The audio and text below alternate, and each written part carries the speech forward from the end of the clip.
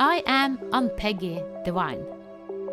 Welcome to the Divine Design, the podcast where we unfold heaven on earth and reframe spirituality and theology for a new cosmic era. Your journey on human evolution and integration of your divine design starts here. Welcome, Jesper Strange or Strange. Strange? Yeah. It actually sounds a bit German, Strange, but I think I actually think it's Swedish. But you live in Denmark. Denmark. I am Danish, yeah. You're Danish. Yeah. I am Danish and I'm living in Denmark, yeah. Yeah. But I love your name, Strange or Strange. It's like, all of us are strange. A stranger. Yeah, and there is a character called Dr. Strange, and that could be me. So.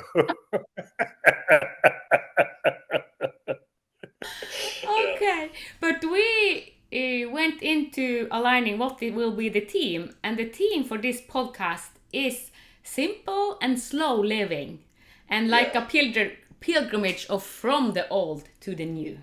Yeah. Good. That is awesome. Yeah.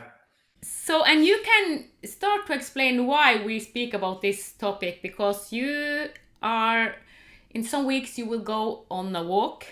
Not for one day, but for some days. For some days, yeah. Within, the 15th of August 2025, I will be locking my door and put on my backpack, and then I will start walking from where I'm living in Denmark to Istanbul in Turkey. And I don't have any plans. I don't know I know some of the path there, but and I have bought some GPS so I don't get that lost. But I don't have any plans on how long it will take and how I'm going to walk to Istanbul. The only thing that I have is a direction, like the end line is the Blue Mosque, I think it's called, in Istanbul, just to pick one. And but everything in between from where I'm living and to Istanbul, I don't know anything about. So, yeah. So you will walk in the unknown. I will definitely be walking in the unknown, yeah. Having said that, I will start here in Denmark, and just to be a bit of safe, I have chosen a route. I think it's called the ox route or the war route or something like that. It's a very ancient route that is actually connected from the north part of Jutland in Denmark to the Camino in Spain. Yeah. Yeah. And of course, a lot of different routes down in Germany and Switzerland and whenever. But there will be walking for 3 days until I am in Germany. So, 3 or 4 days. It depends. Yeah.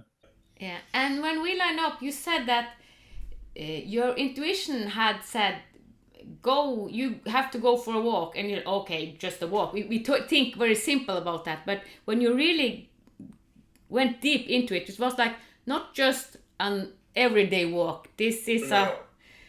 Can you say something about your listening to your intuition and leading up to this? Can I say something about that? Yes. The quiet voice that just wanted to do something. It's so difficult because I don't know if it was my intuition. It was much more like I was called to do it. But but being called and intuition. Yeah.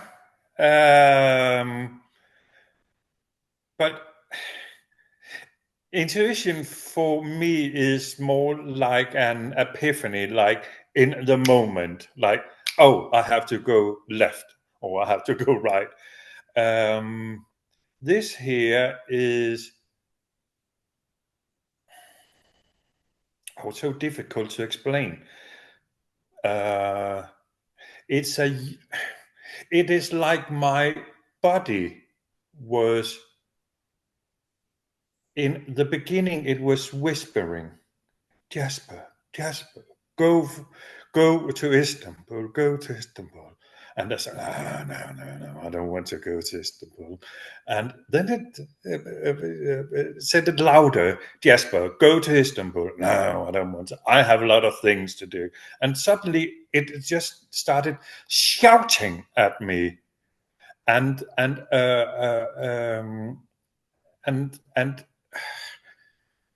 it was so loud in my head that I had to look at it and say, okay, perhaps I should go to Istanbul. And I remember that. And because I was standing in my bath, showering, and okay, perhaps I should go to Istanbul. But how do I do it? Like, of course, I know that walking is very simple, but it's much more.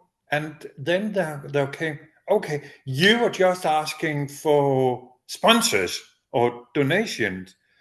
Okay. And then it was like a whole new world opened for me and said, okay, well, because that was my only limitation, the financial part of it. The funny thing about it is that I actually didn't get any particular sponsors, but it definitely opened up a world there that where I suddenly could see the possibilities of being able to walk to Istanbul. And I have previous in my life, I have had this calling for walking long paths, but never done it. But it was always in where I was in a crisis or crisis, like a kind of escape, you could say. Yep. But when this calling came to me here, I was, well, I am still in a pretty good place in life. That's a big shift. It's a big because when you talk about calling, like we can also see it as a soul plan or a pre-plan because you are hacked into something bigger.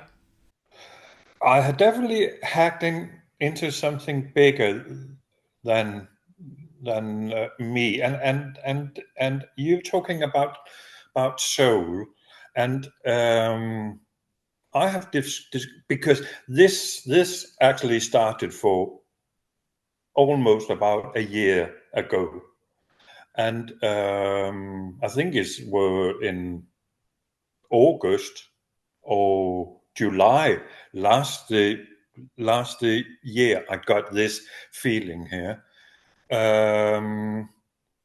So it had taken me a year until now, and within this year here, it has like going from a thought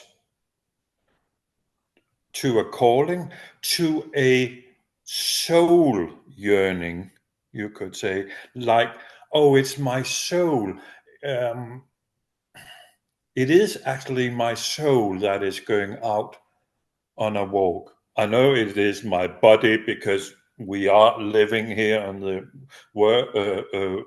earth here, but it is like, it's much more a soul walk. That's a very strange word, but No, don't think. And as you say, it was kind of a whisper. So who whisper? Yeah, it was kind of the soul whispering, "Go on a walk," because. yeah, but to me, it was not something outside of me that was whispering. I don't think the whispering it is outside. I think it's inside. Yeah, and yeah, because it came from the inside. It came from whatever. Yep. And yeah. And when you say that, because a lot of us communicate with the other realm, and when I communicate with the other realm, it is from the inside I communicate, so it's not from the outside. So I believe that everything happens from the inside, from the inner ear. The whispering is from the inner ear, and it feels like it comes from the essence. Yeah, exactly from the essence, and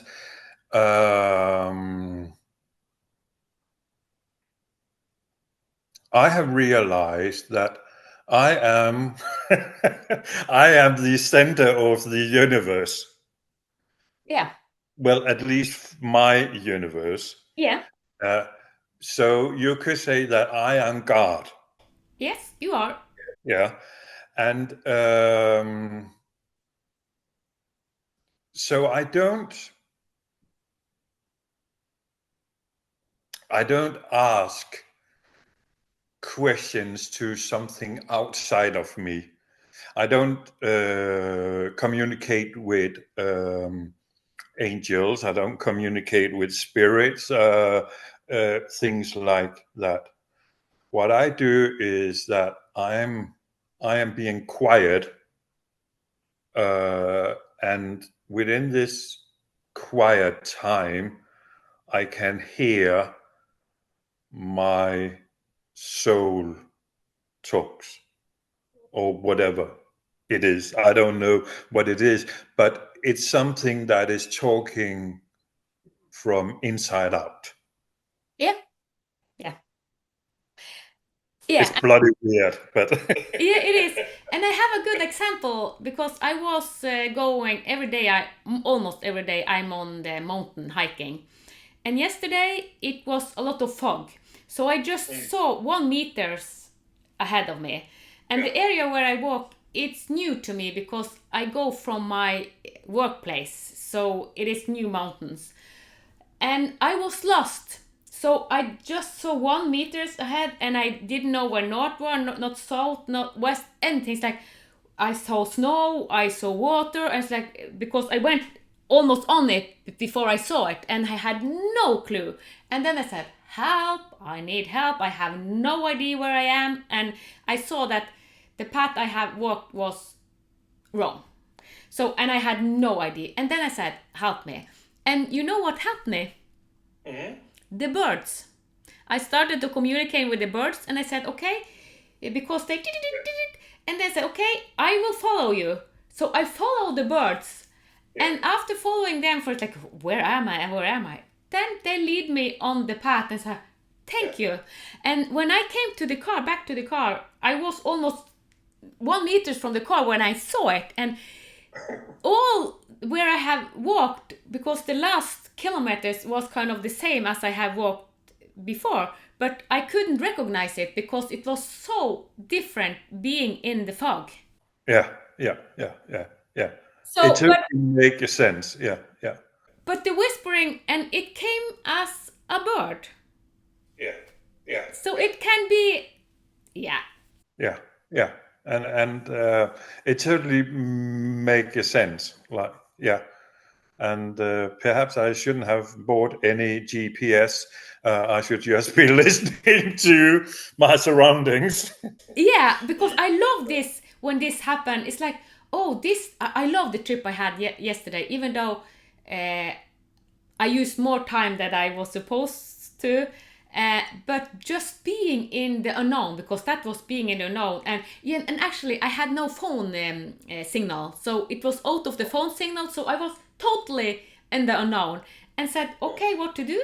Okay, ask for help, and then the bird started to communicate, and just listening to Mother Earth and nature, even though I was totally had no, and I said, I don't have any understanding where I am. I need guidance. Yeah, and I remember this conversation here because the only thing, well, there are a few things that I'm afraid of during my walk. It is wolves, um, and it meeting a bear, um, because I am walking in areas where they will be. Um, but the most thing, or the most scary thing for me, is getting lost. No, it's not scary. No, but it is scary because that when I'm getting lost, I will I will be losing my control of the situation. And what So happens then? exactly. Um, but that is probably one of the things that is scaring me most, is like, oh, I have to stay on this path here that has been calculated by my computer, and I have to, because it is safe here. But what is actually happening, and it will happen, I know that, because um, I am not particularly good at following a map. Um, Yeah, and then I will give you a challenge. Try to yeah, some days exactly. just put out the GPS and just, Yeah, okay, tune in and just, yeah, okay, because yeah, I had to do it all the trip, all the last half of the trip yesterday, and it was being in the unknown. I felt so much excitement. It's like, I was so happy being in the unknown, even though, yeah. and I think that I will have excitement after I have dealt with all my anxiety. Oh no, what is happening? Oh fucking hell! So, but and that is just a part of the process. Yeah. Like, and if I'm not buying into my anxiety about, oh, I'm lost, then I can be calm, and then I can start communicating with the birds, the earth, the cow, whatever. Yeah, and Yeah, so you say it's so beautiful. It is a pilgrimage from the old to the new, where you meet your anxiety and integrate it, become friend with it, unite it, and kind of surrender the thought program that wants to control everything, and just go with the divine flow. yeah, yeah, and that is also what I'm seeking in this um, path, or in this journey here, is to connect myself much more to the divine, whatever. Um, I just say that I just want to be, and that is the same thing. Like, I just want to be present in what is. And for me, being present and being content is the most important things in life. And the moment that I remember I moved to Crete like 8 years ago, and I remember just right before I went home, a friend of mine, he was asking me, "Oh, Jesper, do we want to come to the secret beach?" Yeah, hell, do I want to come to the secret beach? I'm a Scorpio. I love everything that is mysterious. But and then we were driving to the secret beach. Apparently, the beach was not that secret because it was full of umbrellas and sunbeds. So it might not have been that secret. But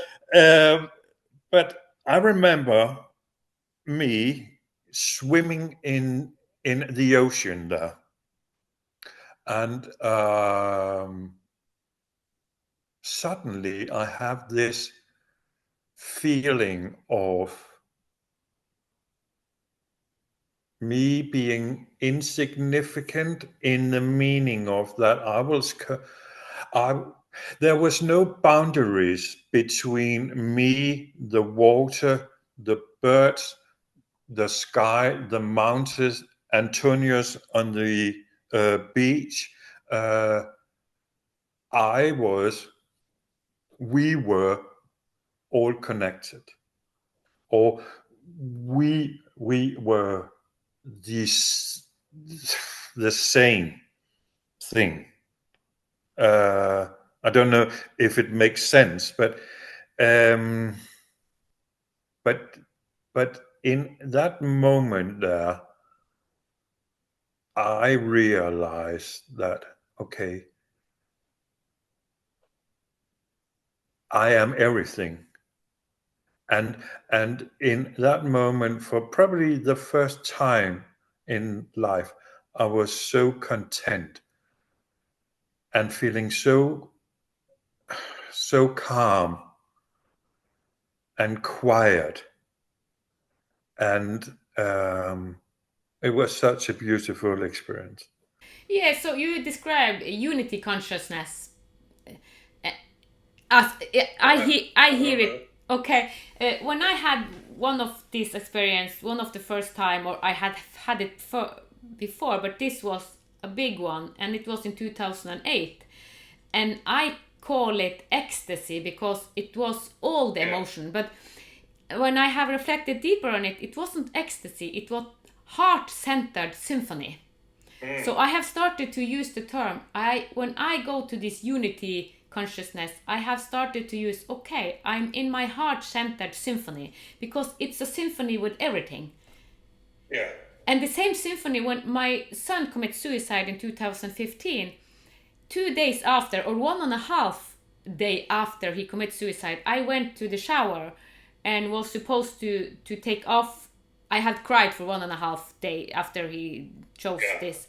And then I went into the shower, and then he came. It's like, and I felt the same. And I know it's kind of crazy, but then I felt the unity consciousness, or the heart-centered symphony. He communicated with me, and all the emotion that I have had, the deepest, hardest, and the most brightest, because it was everything, and it was so enormous. So I fell down in the shower, and it's like communicated through my tears and with all the emotion at the same time. So it was kind of overwhelming, but it was the same as in 2008, being in this ecstasy. So this unity consciousness, I think everything can arise in this unity consciousness. It's all the specter on Mother Earth, kind of.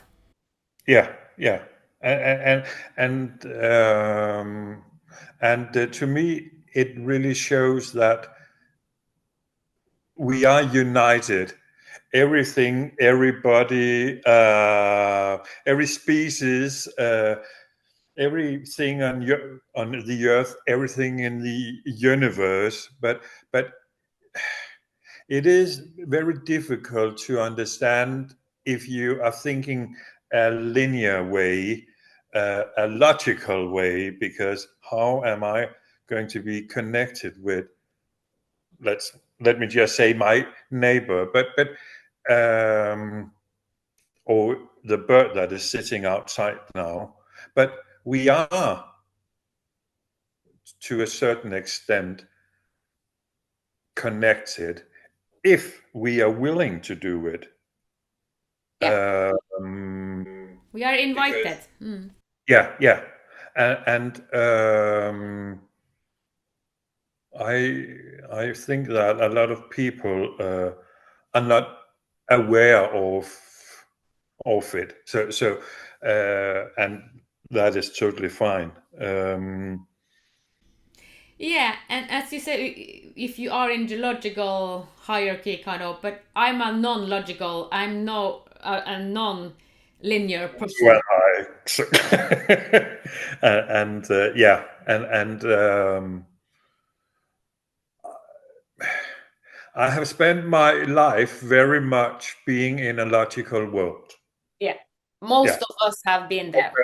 Yeah. Well, I am in the logical world still, um, but now the more unlogical I am becoming, the more it's like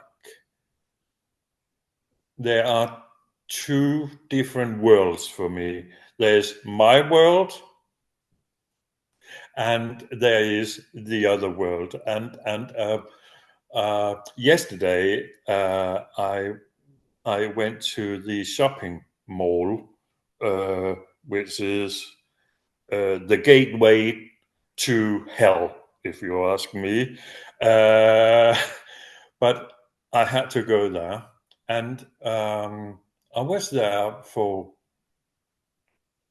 10, maybe 15 minutes. It was not that long. I just had to go and pick something up there.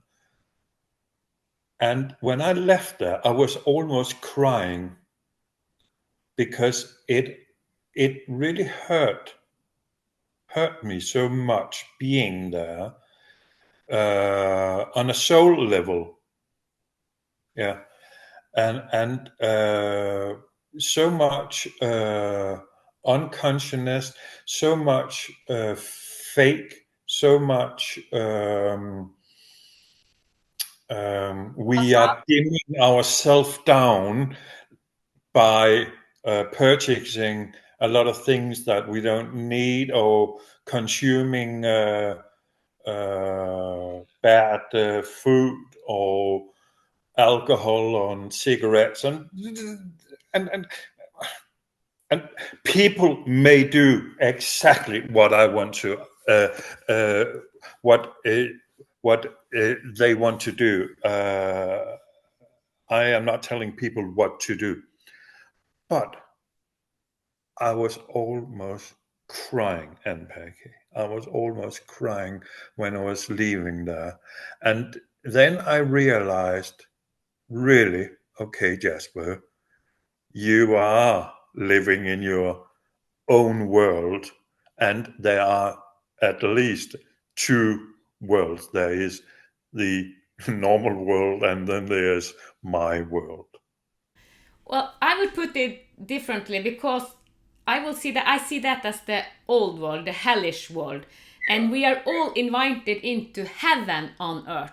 This is the normal, so we are now going against normal. What have been? It is absurd. We have created hell on earth. And exactly, the word absurd is perfect. And and it was definitely the old world, but I am living somehow in the old world, but I'm trying to stay in my own world. In the new, the freshness, the new, the divine flow, and yeah. And that also means that I am very aware of who I am around, who am I communicating with? Who am I giving my energy to? Who am I receiving energy from? And some days it works out perfect, and some days it doesn't work out perfect. So, but I have made some choices about that not having certain people in my life. So I have set up some boundaries and saying, you are not invited into my life. Some of them I can still talk with or talk to, but most of them I have been breaking up with, that I don't talk to anymore. So, and that is the path, one of the steps on my path, not only to Istanbul, but in life. Yeah. But I think what you are describing, because I have one of the program is the Vinema Reset. And most of the people that come into the Vinema Reset, one of the first thing that happens in their life is that the old friends leaving them, because they are upgrading so much, going into heaven on earth and the freshness and what we are invited into. And some friends are jealous and they start pointing finger, and other ones join with. So that's what we are invited into. As you said, we are invited. We want to live in this hellish world because we have created the structure that we have. The old structure in this is hellish and facade and mask and corruption and all of this. And that has been the familiar for us. That is what we navigate through. But now we are invited into a new way of living. Heaven on earth. Yeah. And that's a total shift. It is a total shift. And I think, well, regarding my journey to Istanbul, I have this idea, sense, whatever it is, that most of the people that I will be communicating with along the way, the people that I will be meeting, we will probably be more like-minded. Yeah. Yeah.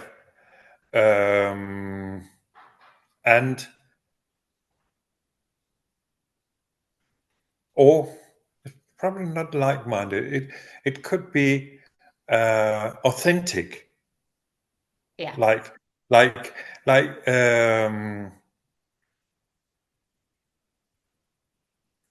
let's say I'm meeting a farmer, a peasant in Bulgaria. I don't, and I might be wrong here, and it might be my perception, but I don't think that he might be particularly conscious in the spiritual way, but he might be so aware of his life and life in general, because his world is not that big. It might be to the village, and he might be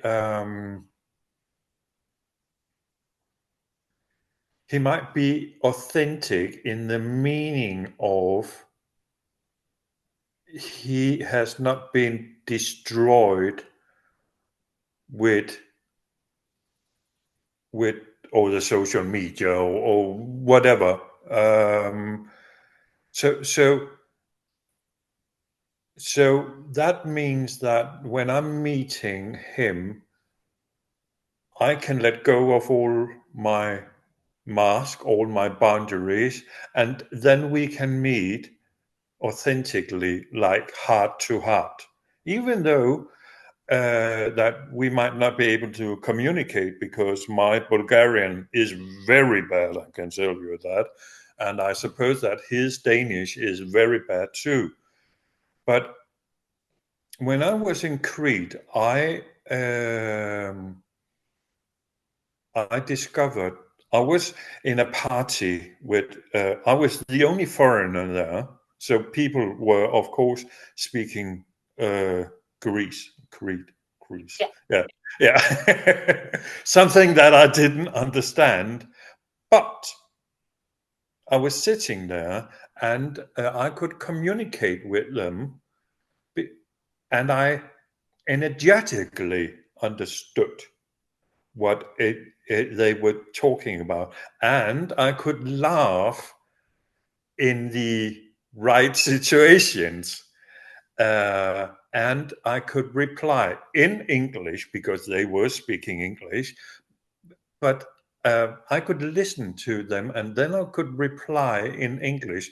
And it looked like that they understood me. And I guess that this same situation could happen with the peasant in Bulgaria, the farmer there, and we don't talk the same language, but since we are human beings, we will be able to talk the same language, even though that we are not talking the same language. So we can still communicate, even though that we are talking different languages. I love that you say this because this is what I see we are upgrading to. Because what you describe is like using more of our senses and the energetic. So we tune into the energetic and we understand, we feel the energetic. So we can respond from our senses because we are attuned, even though we don't understand the wording. Because the wording is kind of scriptures but we feel, and then when we feel, we are attuned and we can respond from this. We are in the field with them. Yeah, and also regarding to the being afraid of being lost, I have met a lot of people that are being afraid of not being able to communicate with the local people there. And I don't see that as a problem because, as I said, that if we are getting out of our fear, our anxiety, we can communicate. If it's the birds or if it's the peasant or if it's the air or whatever. So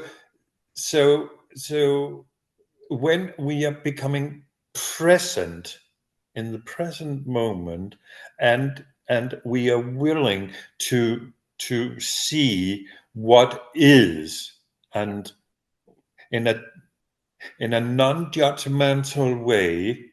Important. Yeah, very, very important actually. And I'm not expecting anything, but see what is. We don't need a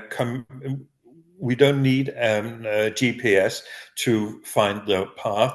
We don't need a Google Translate to communicate, because everything that there is in the moment will be the right thing. Yep. And therefore, I think that when I'm talking to this Bulgarian guy or whenever, I also speak a bit of German. So in Germany and Poland, I think it will be okay. And most of the people are speaking English, but especially in the countryside of Bulgaria, I don't expect to be able to speak English.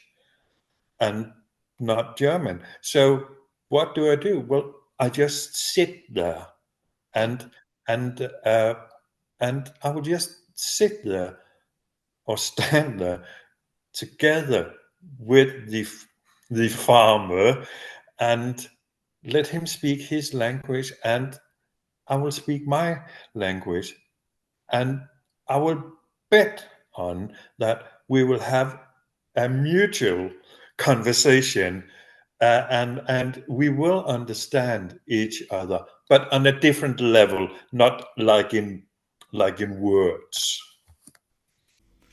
I love what you are talking about, and the theme was kind of slow living. And if we see society and time, is there room for simple living or simple life in a fast world?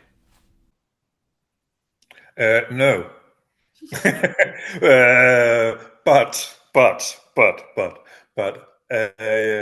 But you can create the room, and we are having, uh, at least from my perspective, um, well, I have spent the last 8 or 10 years on simplifying my life as much as possible. Yeah. And that is everything from people to items. So because that, to me, simple living is much more about being in what is. Um, and slow living is definitely about being in what is, without any judgment, without any expectations whatsoever. And that is also important because we have so many subtle expectations. Yeah, and so much mind chatter, and but if you want to get rid of your mind chatter, you have to be quiet, Yeah. and quietness is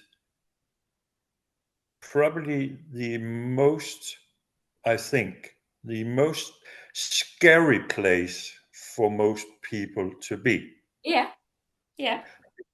because it opens up a space. Well, it opens a lot of spaces, but it opens up a space where you can feel yourself and feel, oh, there's something off in my life. Yeah. Yeah. So that leads you to, well, then you have to make a choice.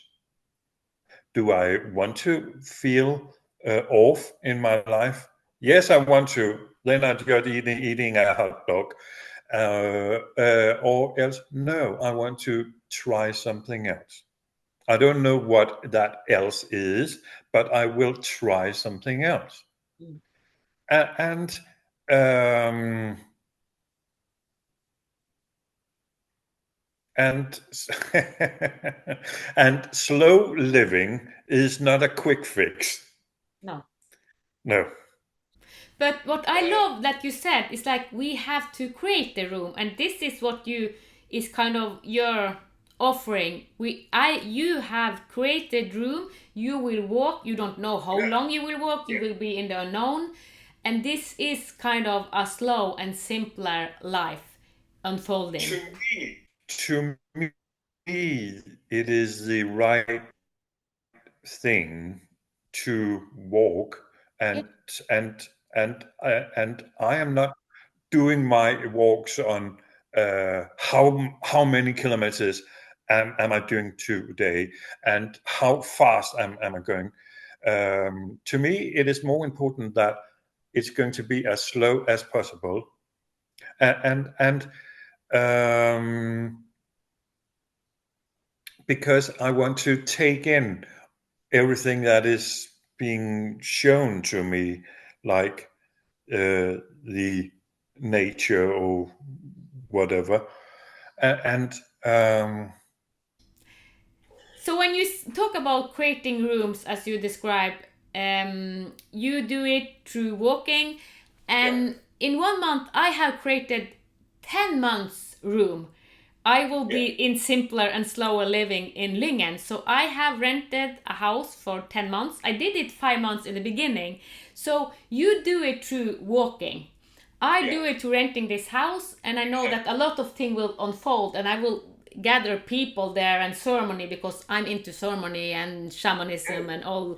So we do it creating room on our own terms. So how does creating room in your terms show up, and how does creating room in my terms show up? yeah, and I think it's spot on what you're saying. It is about finding the way, our own way, our own room. Yep. Uh, for me, it is walking. For you, it is having a ceremony in Lyngen, and for others, it would be sailing or swimming or whatever. And So what you're saying, simple and slow living, is kind of attuning to your inner guidance, the essence, and listen to your intuition, your calling, as you say, a higher calling. So it is kind of back to the basic, back to the normal. We say it's the old is normal, but it's back to the normal. yes, yeah, because we are living in a unnormal world.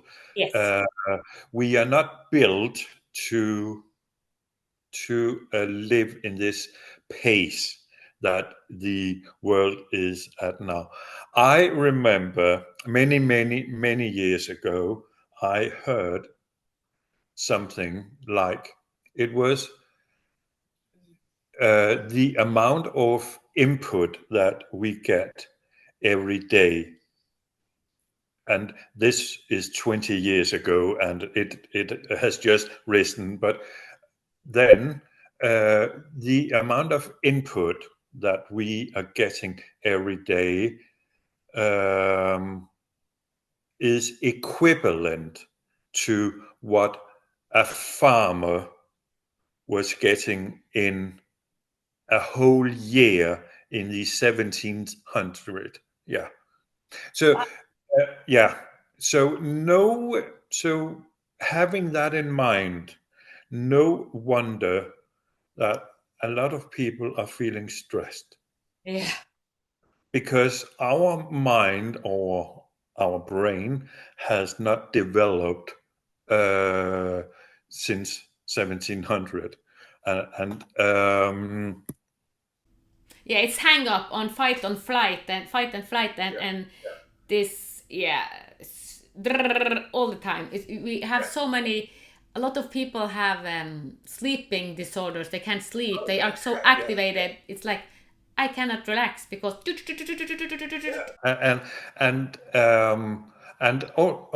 well, I don't know about in Norway, but in Denmark, after the Corona thing, it has been very popular to go into the nature, to go for walks, right? And people are. There is a whole industry of being outdoor people now. Yep. And you can have opinions about that. I definitely have, but what I want to say about it is that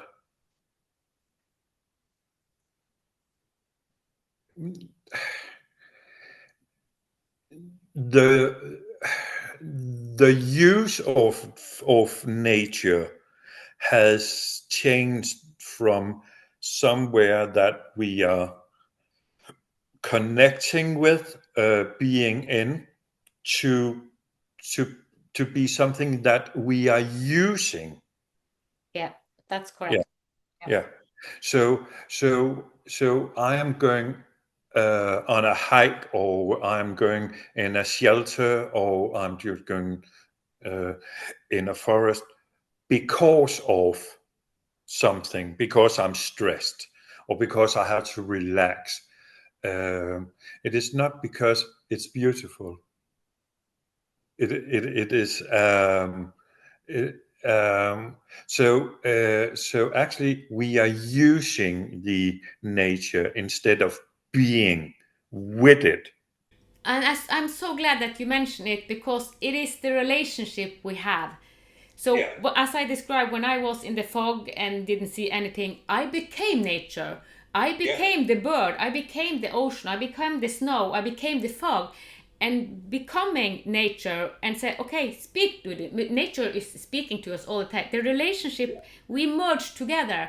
And then yeah, I was guided out of the fog, because I could be inside the fog for 10 hours or more, and it was cold. Being in the fog, it was a cold, yeah. So I didn't have so much clothes. So I started in the beginning, it's like, okay, I have heard about people being in it for so long, and it started to be cold, and I started to jog. But then I thought, okay, no, just become everything, communicate and center myself. We talk about, before we started, this sacred reciprocity, the sacred, you respond from your sacred place, yeah, and also connecting to the everything and nature. And then I just found peace and yeah, yeah. yeah, So it's so important what you say. The relationship we had, we just use, yeah, and not become, and know that nature is the biggest, almost the biggest healer that is on earth. yeah. And it it it actually has been. I was just thinking now.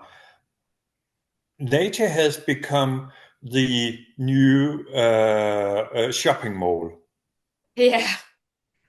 like in the sense of that, what can I get out of nature? Yeah. What can it bring to me? I am stressed. Nature heal me. Instead of communicating with it, being with it, nature can heal, yeah, Yeah. and is perfect, but you don't have to wear certain clothes in nature to be healed.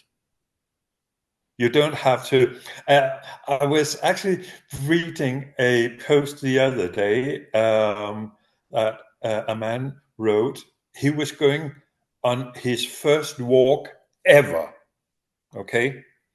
He had been out buying equipment for that walk for 8,000 Danish kroner, which is 1,200 euros or something like that. And that is totally ridiculous. And it is ridiculous in the meaning of you don't know if you like to walk. And what you actually just need for walking, well, you don't need it, but it's nice to have a pair of shoes. Yeah. Yeah, you don't actually need a pair of shoes. You can walk barefoot. Uh, but that is what you need. You don't need so much else.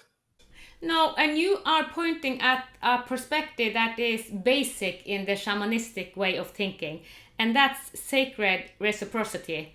Because we don't need all the stuff, but sacred reciprocity with nature, with everything in all existence.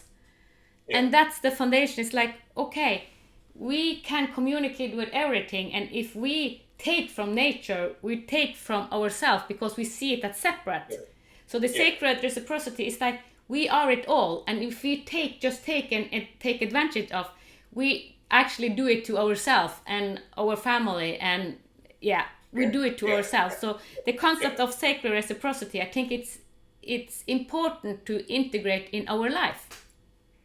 I totally agree. Yeah, yeah, And I was also thinking, you will now go on a journey, and when you are back, or maybe in the end of it, I will connect with you, and you will have some deep insight and do another podcast, because I'm sure that this will do something with you. Yes. Yeah. And I don't know what. No.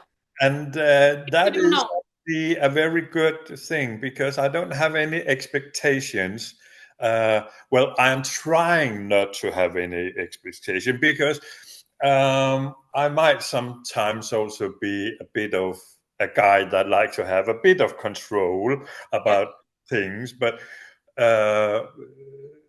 I'm trying to learn not to have too much control, too much expectations, and working on my just being there. So, but I would love to make another podcast with you when I am.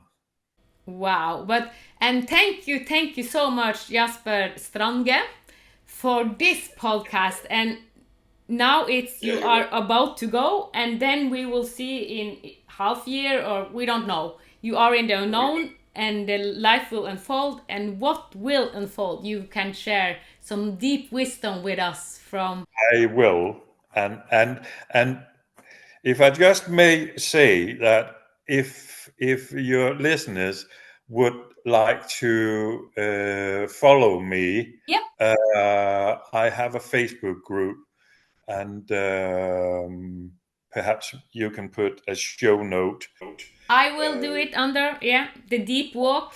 And there will be posting whenever it feels right about what I'm experiencing. I also call my journey a philosophical walk, or something like that, because well, it is a deep walk, deep in the meaning of that is going to be a soul walk. It is not going to be a hike, or just another walk, or just something that I'm crossing off my list because now I've been walking. It's going to be about the deep emotions too, and the deep thoughts about life. So if that resonates with anybody, they will be very welcome. Yeah. Thank you, Jesper. And I wish you all the best, and deep wisdom come true you. Yeah. Thank you. And thank you for having me here. Thank you for listening to the Divine Design podcast with Ann-Peggy Divine. Join us next Sunday for another heaven on earth unfolding conversation. With grace, reverence and unity, may the path of your divine design light the way. From the divine in us to the divine in you.